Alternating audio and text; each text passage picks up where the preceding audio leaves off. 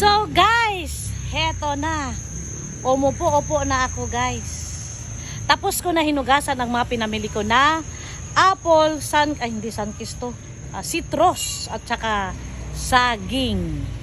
So, eto na siya guys. Hugas na yan. Yan, citrus. Kumbaga pongkan na green, di ba ang pongkan kulay orange? Ayan, citrus to sa amin. Ewan ko kung anong tawag sa inyo. Hindi to dalandan ha, hindi siya dalandan, citrus. Ito, 130 ang kilo, binigay sa akin ng 120.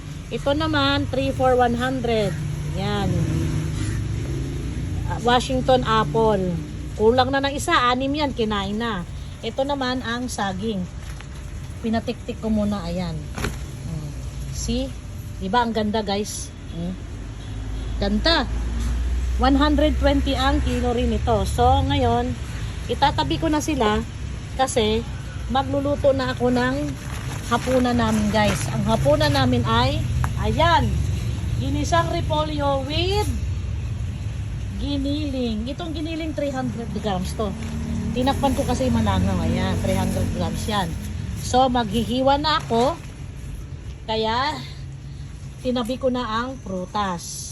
Ngayon, ililipat natin tong prutas para maluwag tayo dito sa ating hihiwaan. Pinatiktik ko lang yan guys, pinatulo ko lang bago ko ilagay sa ref.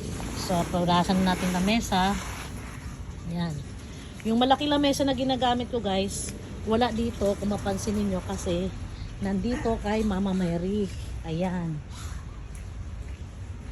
Ay, hindi pa nalabas si Mama Mary. May puon dyan na malaki si Mama Mary. Yung Lourdes na Mama Mary. Tapos mamaya, ibabalik ko dyan kasi magro-rosary kami.